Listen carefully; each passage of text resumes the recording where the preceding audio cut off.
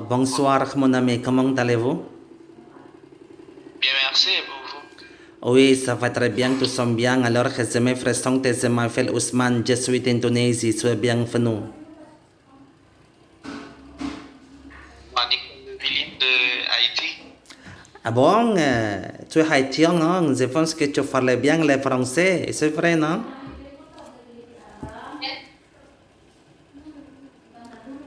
Alors? Ah, ouais, c'est pratiquement notre deuxième langue officielle, donc on se débrouille un peu, hein. Ah oui, alors c'est pas grave, je pense que tu parles bien le français parce que là-bas au Haïti, c'est un fait de francophone. Je pense qu'il y a nombre de personnes qui parlent le français parce que le français c'est une langue officielle, c'est vrai, non? Oui, oui. C'est l'une des deux langues officielles. Oui, alors je suis partagé dans ce groupe, il s'appelle Apprendre le français. Est-ce que tu connais ça, ce groupe, mon ami? Oui, oui, je suis membre du groupe, hein. Oui. Et toi, dites-moi, combien de langues parles-tu? Est-ce que tu parlais l'anglais aussi ou seulement français? À l'anglais et l'espagnol aussi. Ah bon, c'est magnifique, hein? Tu es très intelligent, Alors, hein? Soy félicitations et merci, toi. merci beaucoup, on se débrouille. Oui, alors dites-moi, mon ami, qu'est-ce que tu travailles? Est-ce que tu es encore étudiant à quoi? Les deux à la fois, je travaille et j'étudie encore. Ah bon? Mais pourquoi tu parles anglais, tu parles espagnol, et pourquoi? Qu'est-ce qui se passe? Alors, c'est-à-dire que, est-ce que tu as besoin de visiter d'autres pays dans le monde? Ou pourquoi? Pardon? Pas trop bien saisi, hein. Oui, alors pourquoi tu parlais quelques langues étrangères? Alors, est-ce que tu as une idée, un projet d'aller visiter d'autres pays dans le monde? Ou comment? Ben oui, si la possibilité, si l'opportunité se présente, je pourrais bien en profiter. Hmm. Alors, je pense que maintenant là-bas au Haïti, c'est pas bien. Particulièrement, c'est la situation de la politique, c'est la situation de la sécurité, c'est pas bien.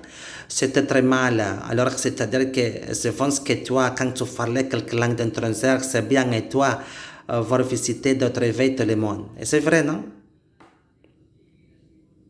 Ben oui, ben oui. Bon, alors là-bas, mon ami, au Haïti, maintenant, il y a beaucoup de manifestations contre le gouvernement. Il y a beaucoup de problèmes de la sécurité, rébellion et terroristes. Et qu'est-ce qui se passe avec Haïti exactement?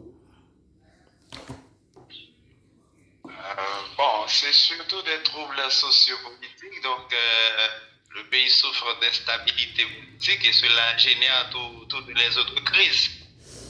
Ah oui. Alors, c'est-à-dire que c'est la situation de l'économique, c'est pas bien aussi, non? Ben, ça affecte je dirais, et tous les secteurs de la vie, et en particulier l'économie. Oui, voilà. Alors, je pense que l'économique, c'est pas bien. C'est-à-dire qu'il y a une petite crise de l'économique, c'est très triste. Donc, il y a un nombre de personnes n'avoir pas de travail, n'avoir pas d'argent. C'est très compliqué pour la vie au Haïti. C'est vrai ou non? Ben oui, il y a aussi le côté inflation. Bon, même si on travaille, mais la vie se fait de plus en plus chère, donc comme ça, c'est devenu de plus en plus difficile de tenir. Oui, mais c'est pas seulement inflation de l'économique, mais c'est la sécurité aussi. Et pourquoi là-bas au Haïti maintenant, j'ai déjà écouté, regardé sur la télé ou sur l'Internet, il y a beaucoup de ces manifestations contre le gouvernement. Et qu'est-ce qui se passe, mon ami? Pourquoi il y a ces facettes, c'est la manifestation, démonstration, c'est comme ça, contre le gouvernement?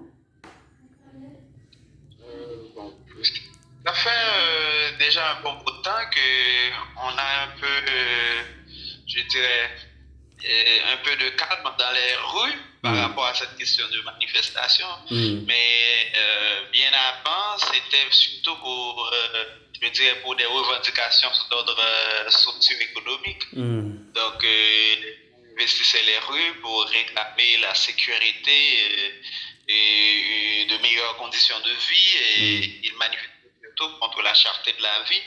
Mais ça fait déjà environ 6 mois qu'il n'y a plus manifestations dans les rues parce que maintenant, l'insécurité, c'est la principale préoccupation.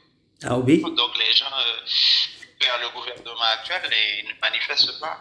Oui, bien sûr. Alors, c'est-à-dire que d'abord, il y a une tragédie, c'est l'assassination de la présidente de la Haïti. Alors, c'est-à-dire que le président de la Haïti, d'abord, il est mort. Alors, je pense que c'est la situation de la sécurité maintenant, c'est très, très compliqué.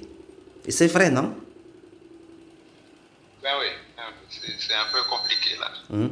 Oui, alors que je pense que quand tu parlais bien l'espagnol, pourquoi tu n'as pas une idée partirait aux République dominicaine? Là-bas, dans ton fait, si ton fait frontière avec la République dominicaine, qui parlait l'espagnol, tu parlais espagnol aussi, je pense que là-bas, aux République dominicaine, il y a beaucoup d'immigrants de la Haïti aussi. C'est vrai, mon ami.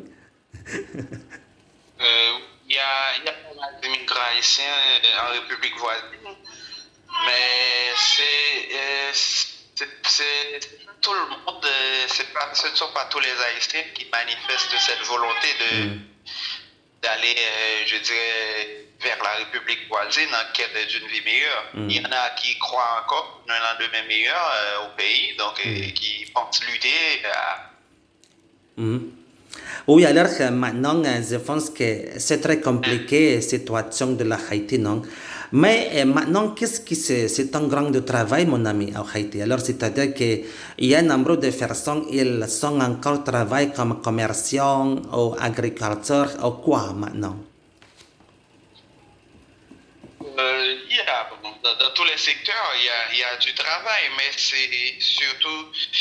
Alors, il y a une bonne branche de la population aussi qui est au chômage, mais je crois que le plus difficile à vivre maintenant, c'est la situation sécuritaire qui se révèle un peu délétère là.